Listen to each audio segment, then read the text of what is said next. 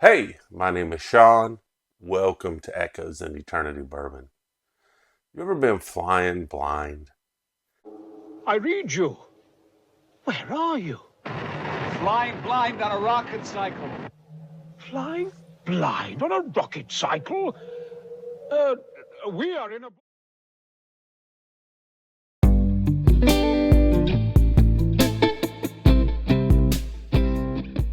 So, I loved movies and stuff when I was growing up. And one of those things, was Flash Gordon. That's where that line kind of came from. And it kind of reminds me of what I'm dealing with today. This is a Master Pick 15. So, a little bit of history on Master Pick. So, if you see the hat on there and the name, the way it's kind of spelled, it's kind of, and I learned this from Jonathan out at the bottle shop, who's an awesome guy. They've got some great guys. I'm actually going to be getting together with Jonathan here in the future, and I'm looking forward to that, where we're going to go over some of the different store picks that they've had out there so he can kind of go through things with me, because I think that will be outstanding. Also, if it's a Friday or Saturday and you're in the area, this is dropping today, Friday. Well, it's Thursday night, but Friday it'll be dropping. You got to go check out Native Nut. I mean, if you're a boiled peanut fan, they do a fantastic job out there. It's like now it's kind of like an addiction for me. Anytime I'm out there on the weekend, I'm getting some Native Nut. But the history lesson he gave me on this. So if you look at the cool hat and the way that the pick spelled, this is kind of a shout out or an homage to Dave Pickerel. Dave Pickerel, they call him kind of like the founding father of craft distilleries. He helped with a lot of different startups, but he really got a lot of his. Uh, I guess you would say where you cut his teeth at a lot is he was a vice president of Maker's Mark for 14 I think years, for multiple years, over a decade. And after he got out of that, he helped with, some other different startups. Whistle Pig was one of them and stuff like that. And he also helped the guys here. And so what's neat about this is I've had some of these bottles and I love them. And some of the stuff that they did is Kentucky juice. Some of the stuff they did is Indiana, so MGP. But they're usually $100 a bottle. Now this one's different because it's only $49.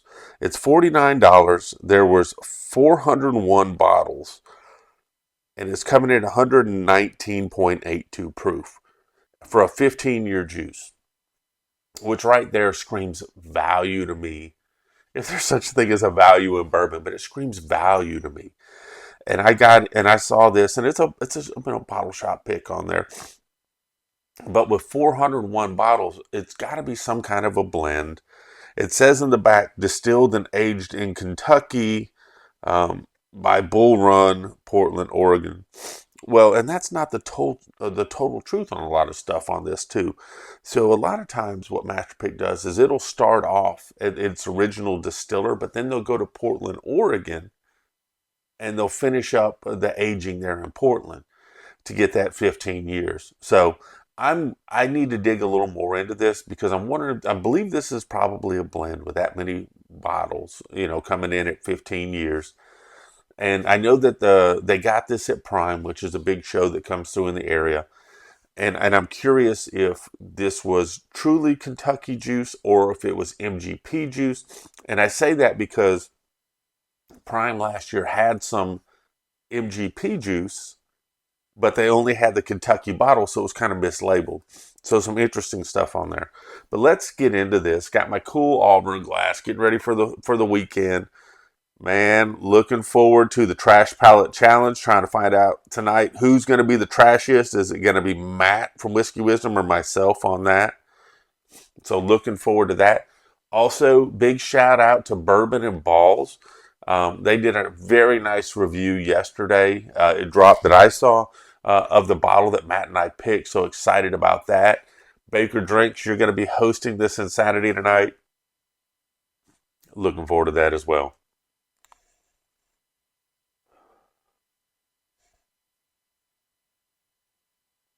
First thing I get on the nose is a nice caramel bomb. And I didn't even talk about what this thing looks like. And for 15 years, this is really light. So it makes me think that this didn't really, wasn't exposed to a lot of high temperatures.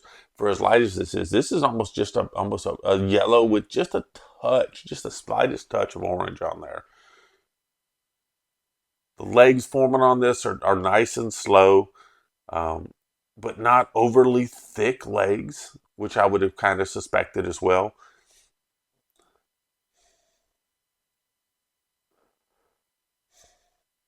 But the nose on this, I get a lot of caramel and brown sugar right off the bat. I'm getting some of that oak, but it's a very light oak, kind of a sweet oak on this.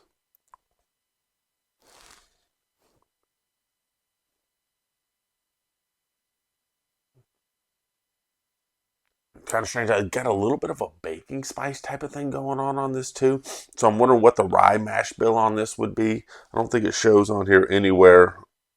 And there's a little way I could track your code. So I might have to track the code and see what it says. And I will add that at the end of the video to see what that code tells us about this bottle or these bottles.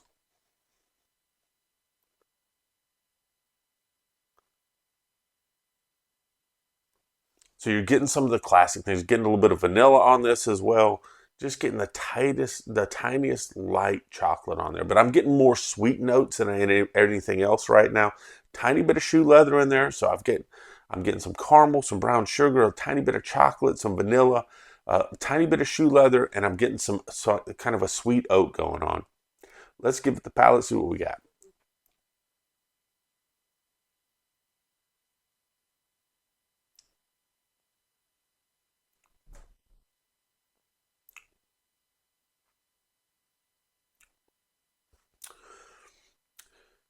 So the palate is a whole lot better than the nose on this.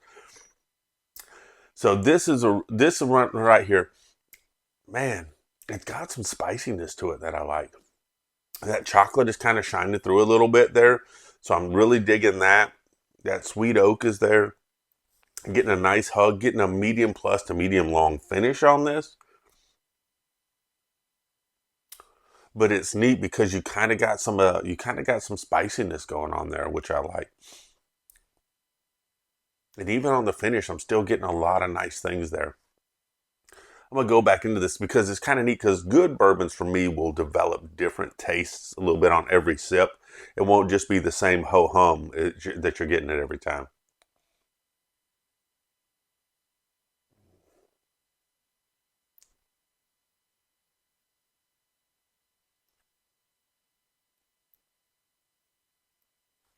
So I'm getting that brown sugar.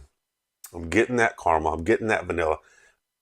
That chocolate I was talking about, that sweet oak I got. I just got a little bit of a citrusy orange type of note on this. So it was definitely different on this.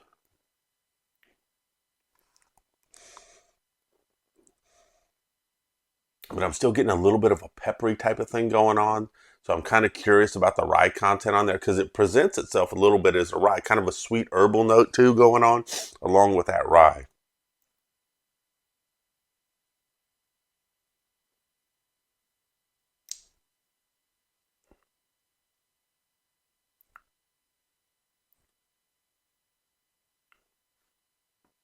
Now I would say the mouthfeel is not super oily and viscous.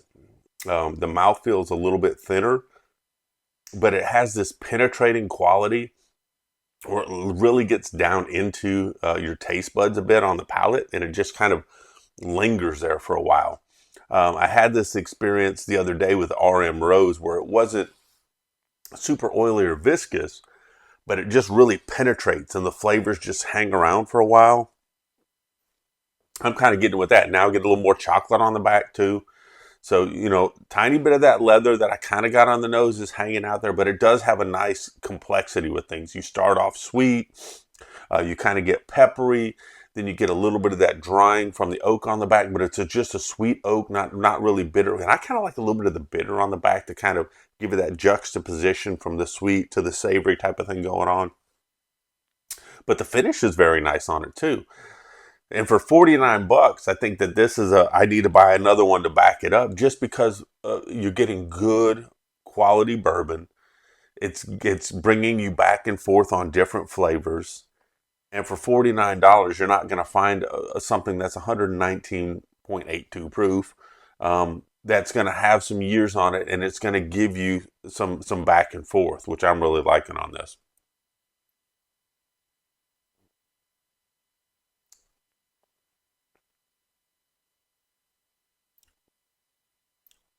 And then there was something else that was I got on there just now.